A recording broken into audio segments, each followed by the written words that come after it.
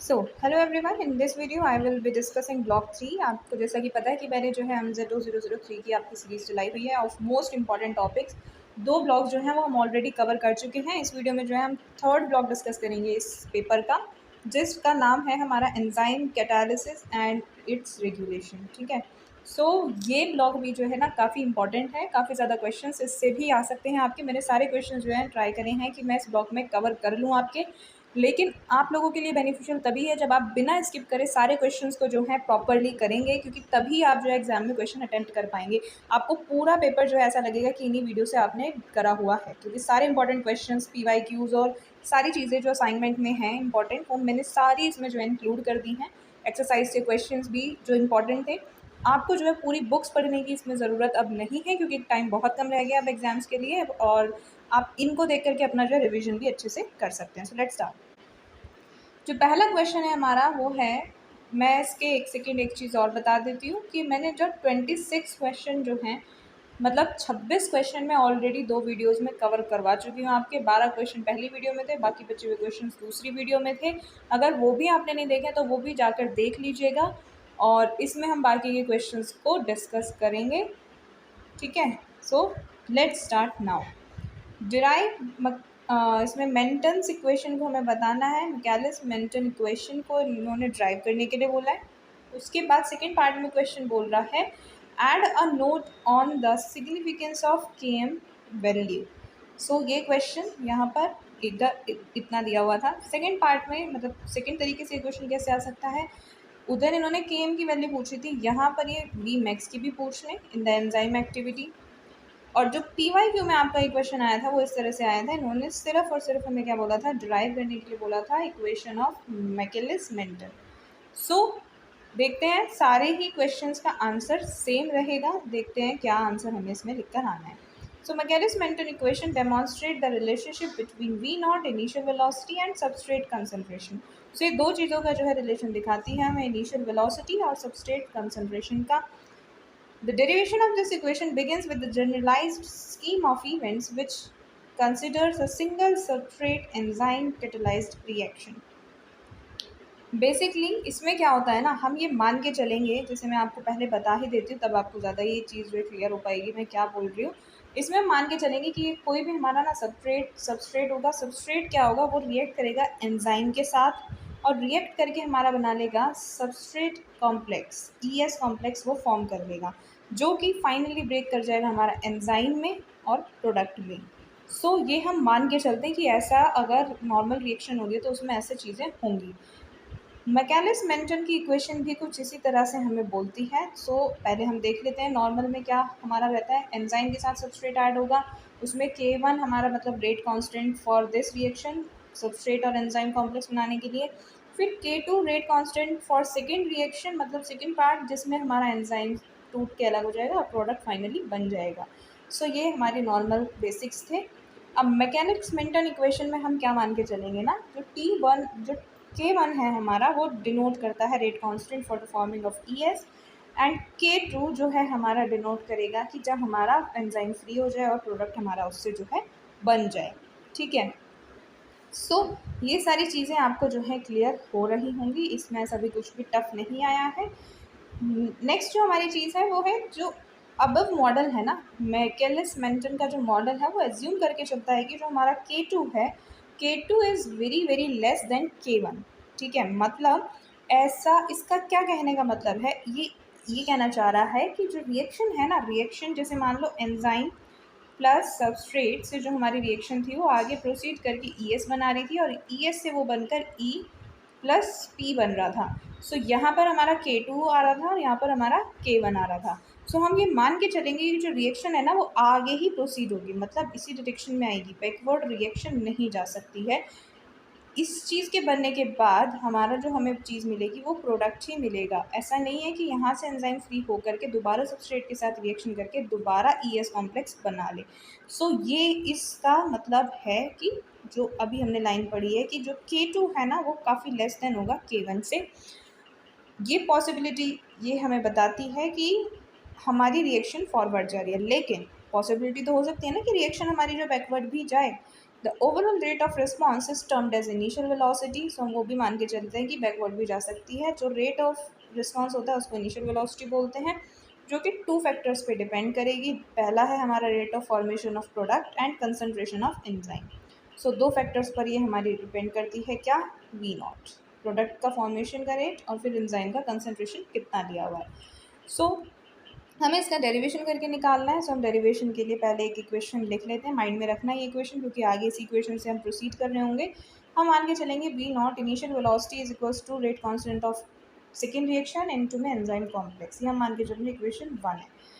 अब mechanics Menten में जो है ना, हमारी 2 एजम्पशंस होते हैं। ये मान के चलेगा कि जो अवेलेबिलिटी है हमारी सबस्ट्रेट की, availability of substrate is very high as compare to enzyme, कि बहुत अबंडेंस में हमारे पास substrate. Secondly, a rapid equilibrium is established between the reactant and ES complex. दूसरा मान के चलेंगे कि रैपिड इक्विलिब्रियम जो हमारा एस्टैब्लिश हो रहा है किस किस के बीच में, रिएक्टेंट और ES कॉम्प्लेक्स के बीच में।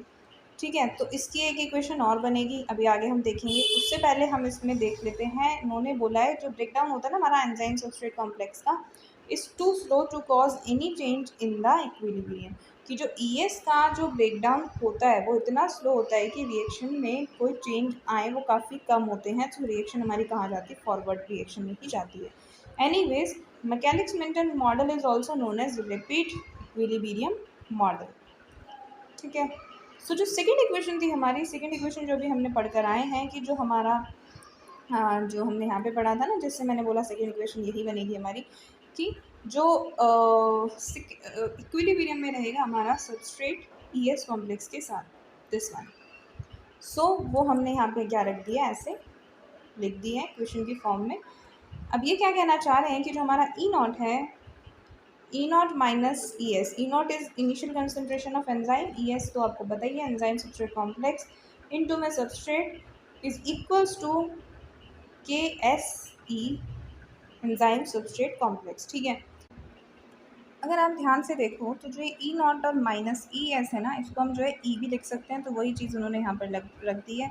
अगर आप ये मानो टोटल में से, अगर आप टोटल में से फाइनल माइनस इनिशियल निकालोगे, ठीक है, सो कुछ ये वाली इक्वेशन ही तो बनेगी। ठीक है, सो ये हमने क्या कर दिया, E करके लिख दिया है। इनिशियल वाले को तो E नॉट ले लिया, फाइनल वाला हमारा जो है E हो जाएगा, और जो टोटल वाला है वो हमारा कैपिटल E है ही। ठीक है, सो ये वाली कुछ कंडीशन हमारी ऐसे बनी है, इन्होंने जो है इसको सब्स्टिट्यूट करके लिखा है सिर्फ थर्ड इक्वेशन में। थर्ड इक्वेशन को जो है अगर आप KS से डिवाइड करोगे, अगर इनका इधर इधर लेकर जाओ और फिर KS को लिख दो सबस्ट्रेट में, तो हम क्या कर सकते हैं, जो चेंज होने वाला है वो डिवाइडेड बाय जो इनिशियल K1 है उसके अकॉर्डिंग हमने इक्वेशन थर्ड लिख ली है। इक्वेशन फोर्थ में हम कैसे प्रोसीड करेंगे, हम ये मान के चलेंगे, जो मैं अभी ऊपर बोल रही थी कि जो इनिशियल कंसंट्रेशन है वो हम मान के चलेंगे कि जो एंजाइम हमारा बाद में बच गया E, और जो हमारा यूज़ हो गया सबस्ट्रेट के साथ, सबस्ट्रेट एंजाइम कॉम्प्लेक्स बनाने के लिए ES, उसको हम जो है ऐसे करके लिख सकते हैं। इक्वेशन 4 है ये। Now what we will do, we will substitute this value of E in the equation of this is, ये गलत लिखा हुआ है, इक्वेशन 3 में नहीं करेंगे हम, हालांकि मैंने बुक से ही लिया है आप लोगों की, बट यहाँ पे 3 नहीं आना चाहिए, यहाँ पे 1 आना चाहिए। We will put this in equation 1, क्योंकि ये वाली जो वैल्यू है ये तो हमारी इक्वेशन 1 ही है ना। आप लोग अभी ध्यान से देखिए, मैं दिखा भी दूंगी आपको, इक्वेशन 1 है ये सी। जो इक्वेशन 1 है वो है हमारी V इनिशियल, तो इनिशियल वेलोसिटी की हमारी इक्वेशन 1 में हम जो है E की वैल्यू डाल देंगे। अगर हम उसको डाल के प्रोसीड करेंगे तो क्रॉस मल्टीप्लाई वगैरह कर कर हमें कुछ ऐसी इक्वेशन जो है मिल जाएगी, जिसमें हम सारी वैल्यूज़ को इधर उधर करेंगे। जैसे मान लो ये वाली जो अगर कंडीशन थी, इस S की मैं इधर भी मल्टीप्लाई कर दूँ और इधर भी मल्टीप्लाई कर दूँ, तो मुझे ये इक्वेशन प्रोवाइड हो जाएगी। फिर मैं इस माइनस वाले को इधर ले जाके प्लस कर दूँगी, और फिर इधर से मैं क्या निकाल लूँगी, ES को कॉमन निकाल के ये मेरा फाइनल आंसर जो है मुझे मिल जाएगा। सिंपल मैथमेटिक्स है, आप एक बार अपने आप से इसको करके देख लीजिएगा, क्योंकि पेपर में ये ऑलरेडी दिसंबर में पूछी जा चुकी है, हो सकता है इस बार भी पूछ ले। सो सिंपल सी है, कोई टफ नहीं है। ES को जो है आप इससे डिवाइड करके जो है ये फाइनल हमारी वैल्यू आ जाएगी। अब इस ES की वैल्यू को हम कहाँ डालेंगे, इन इक्वेशन 1 में। फाइनली इस इक्वेशन की जो वैल्यू है उसको डाल देंगे ES की को, तो हमें जो है फाइनल रिज़ल्ट मिलकर आ जाएगा। हम इसको एज्यूम करेंगे कि जो ये हमारा ई नॉट है उसको हम जो है वी मैक्स कंज्यूम करेंगे क्योंकि वो हमारी मैक्सिमम वेलोसिटी के इक्विवेलेंट हमने अचीव कर लिया है। देखो जैसे यहाँ पर इन्होंने लिखा हुआ है कि वी मैक्स को हम जो एज्यूम करेंगे, वही चीज़ मैंने आपको ऊपर बताई है। ये डेरिवेशन आप एक बार खुद से करके ज़रूर देखिएगा, तभी ये चीज़ जो है ना क्लियर होगी, क्योंकि सारा जो है इसमें मैथ्स यूज़ हो रहा है और तभी ये जो है कॉन्सेप्ट क्लियर हो पाएगा आपका, जब आप इसको अपने आप खुद से करके देखेंगे। मैं जो है आगे पार्ट एक्सप्लेन कर देती हूँ, ये तो आपको खुद ही करना है, मैं इसमें कुछ कर नहीं सकती हूँ। Significance of K M, we have to write the significance of K M and V max. तो पहले के एम की सिग्निफिकेंस देखते हैं और फिर वी मैक्स का जो है सिग्निफिकेंस देखेंगे। जो के एम है, के एम हमारा होता है substrate concentration at which the reaction rate is V max by 2। मतलब उस कंसनट्रेशन को हम बोलते हैं जहाँ पर जो हमारा कंसनट्रेशन है सबस्ट्रेट का वो क्या हो जाए, एग्जैक्टली हाफ हो जाए। ठीक है। Km is the indicator of rate limiting step of metabolic pathway। ये ही हमारा rate limiting step of metabolic pathway को भी जो है एक्सप्लेन करता है। Km ही जितना ज़्यादा Km होगा हमारा, उतना ही जो रिएक्शन है ना स्लोएस्ट स्टेप, मतलब highest Km corresponds to the slowest step. जितना ज़्यादा Km होगा उतना ही ज़्यादा हमारी जो रिएक्शन है वो स्लोएस्ट हमारी क्या होगी, प्रोसीड कर रही होगी। वी मैक्स हमारा क्या बताता है, Vmax हमारा बताता है when the enzyme is saturated with the substrate, this means that all active sites of the enzyme molecule are fully occupied by the substrate। ये हमारा ये बताता है कि सेचुरेशन कितनी आ गई है, जितनी भी एंजाइम्स की जो साइट्स थी वो बाइंड हो गई हैं या नहीं हुई हैं, एक्टिव साइट है या नहीं है, तो वो चीज़ हमारा क्या बताता है, Vmax। तो ये इन दोनों का जो है सिग्निफिकेंस था।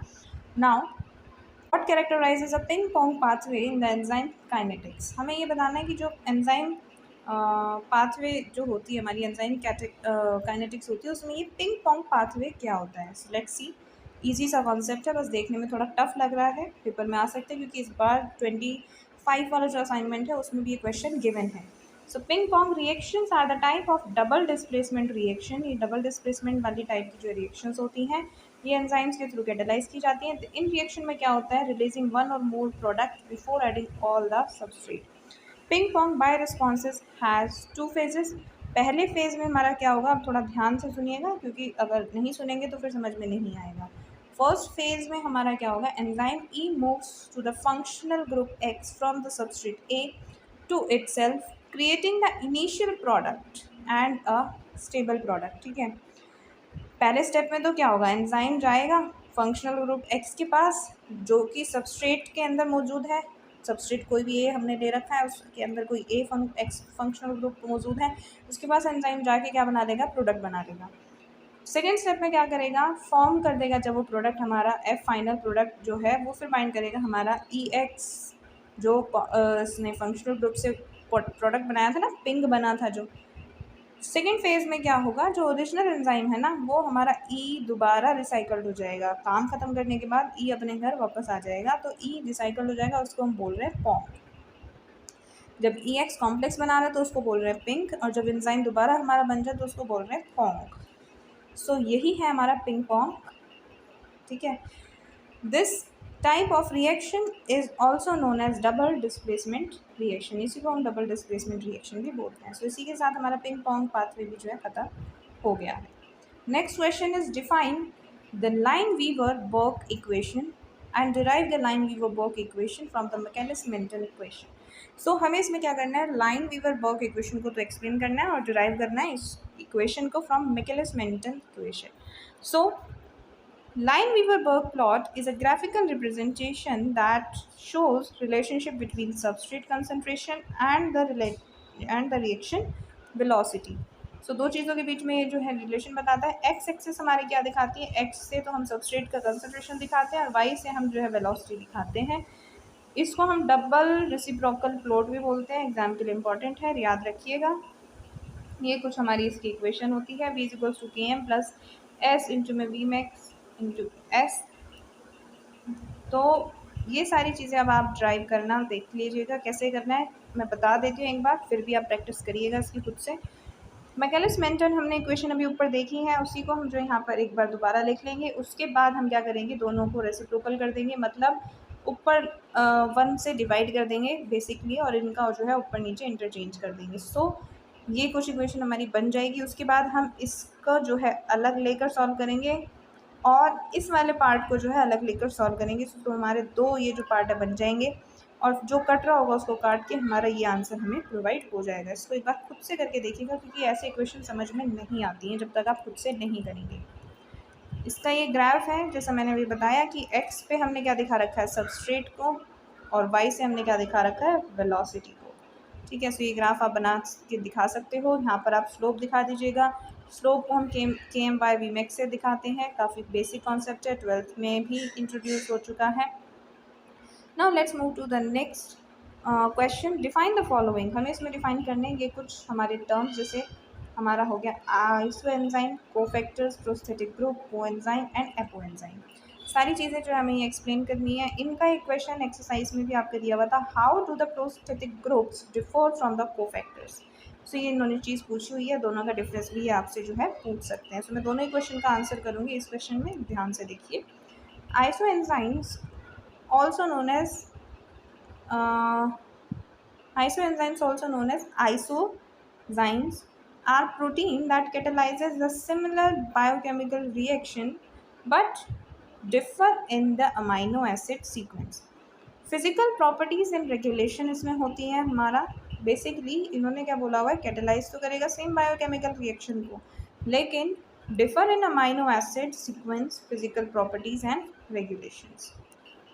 कोफैक्टर हमारा क्या होता है, कोफैक्टर हमारा होगा कोई भी मेटल का आयन या फिर ऑर्गेनिक मॉलिक्यूल जिसको हम जो है कोएंजाइम बोलते हैं।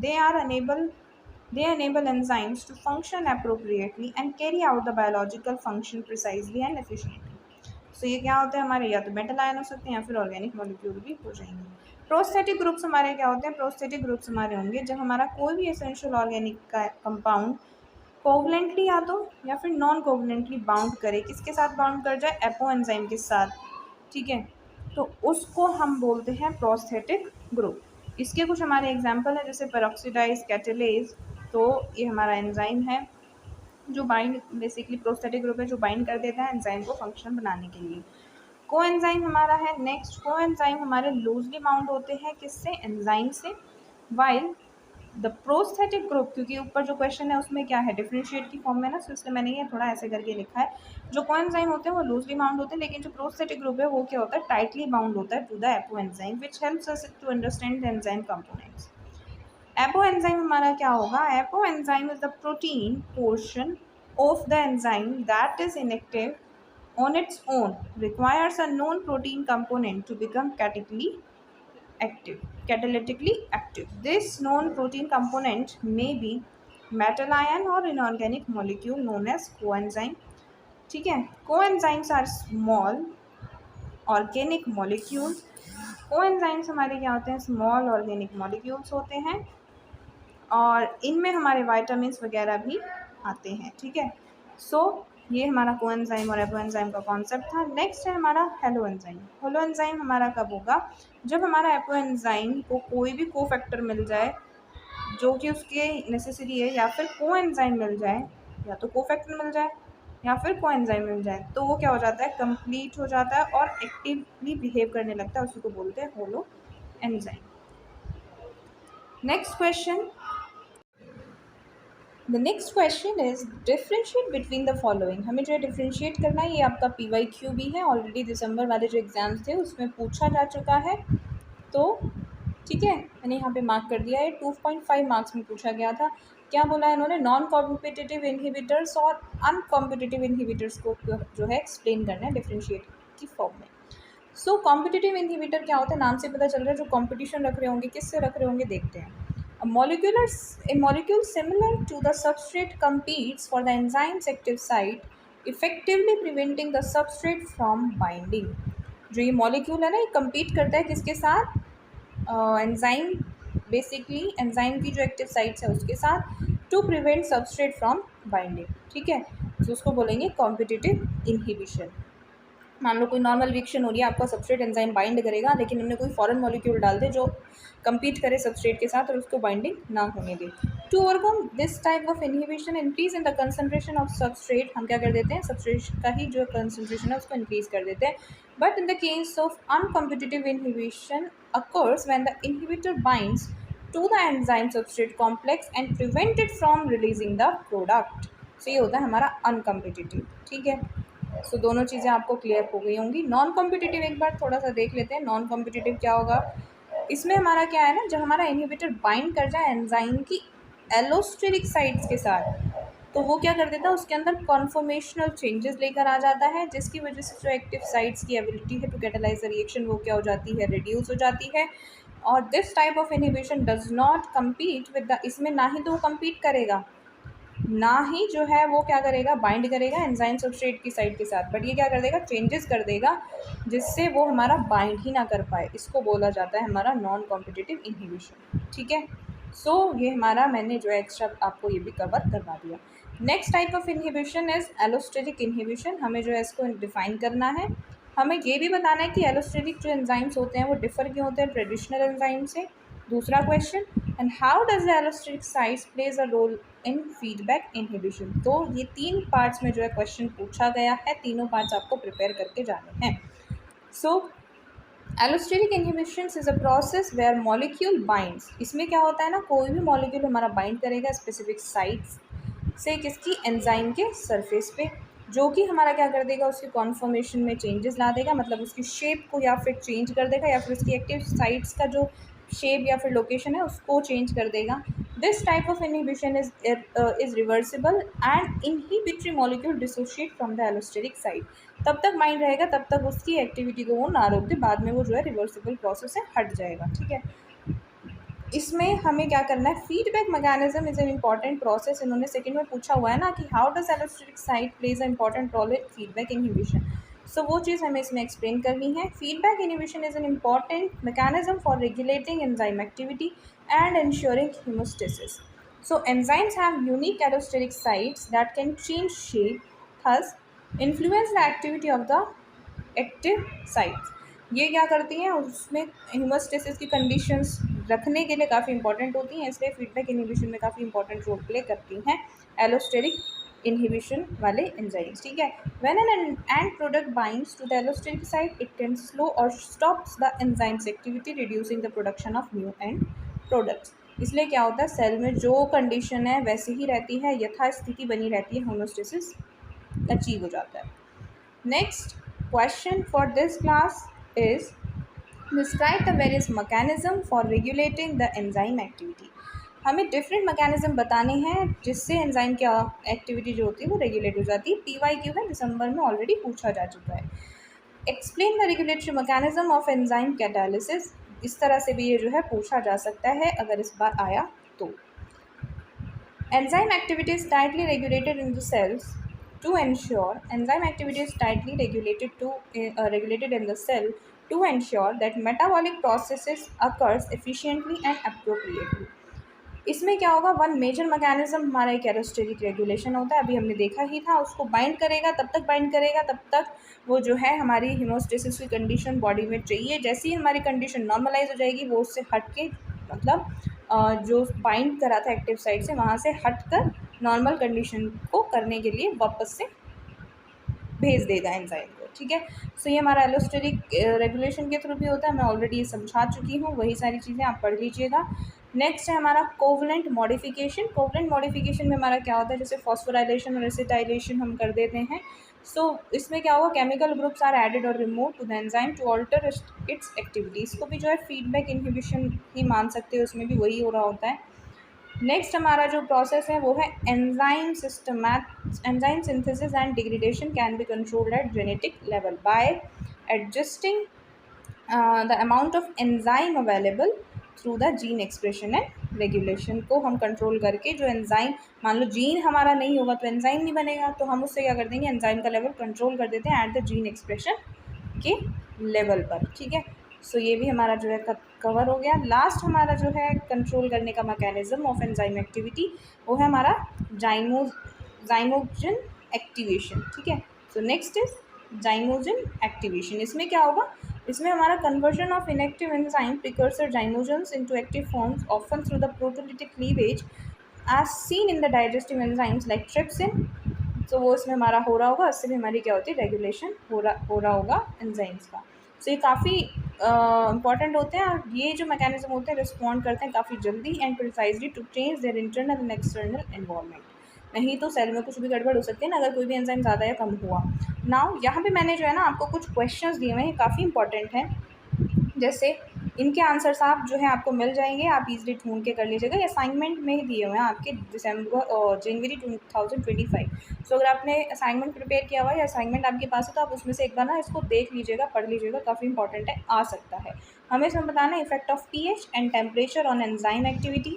और नेक्स्ट क्वेश्चन में हमसे पूछा हुआ है characteristics features of active site. Simple सा क्वेश्चन है, आप कर लीजिएगा इसको, जो है ये सेल्फ रिलेटरी है।